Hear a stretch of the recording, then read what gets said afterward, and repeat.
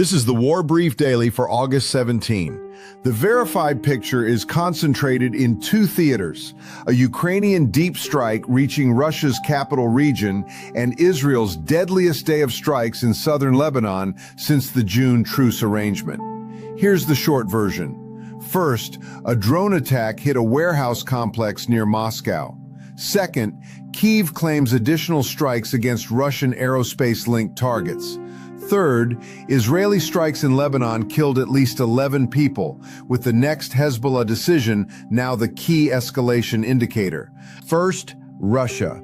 During the overnight period into August 16, drones struck the Moscow region. Russian regional authorities said one person was killed and several others were injured after a Wildberries warehouse in Podolsk was hit.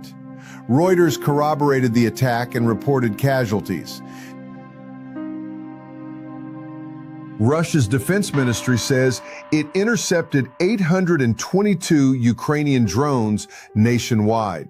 That number is an official Russian claim, not independently verified. But even with that caveat, it signals Moscow assessed this as a broad and unusually large air defense event. The warehouse matters because logistics nodes around Moscow are not just commercial infrastructure. They move goods, vehicles, people, and information at scale. There is no independent evidence this particular facility was supporting the Russian military, so let's keep that clean.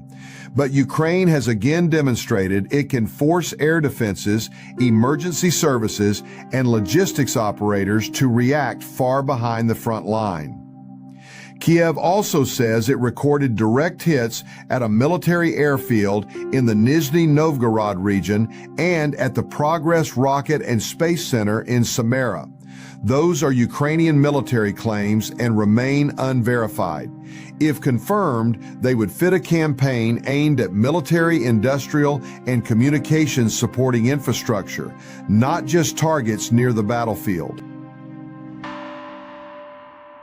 On the ground, Moscow also claims it has taken 19 settlements in the Dnipropetrovsk and Zaporizhia areas during its summer campaign.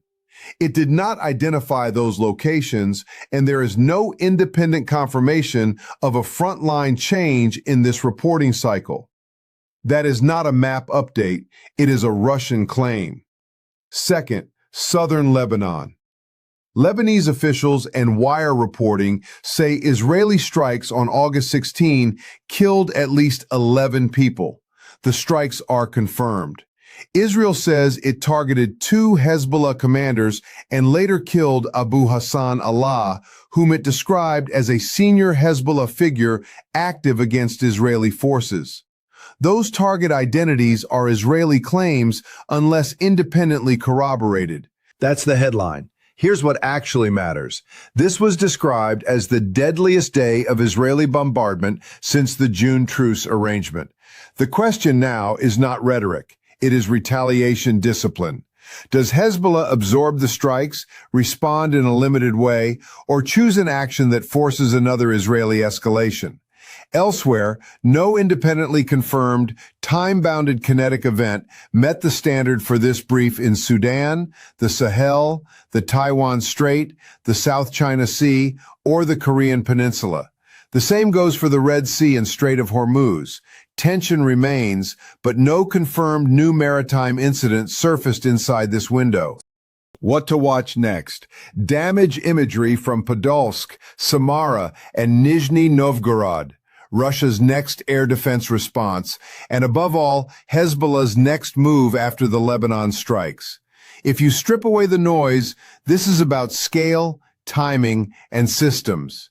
That's your War Brief Daily for August 17th. Subscribe for the next verified update.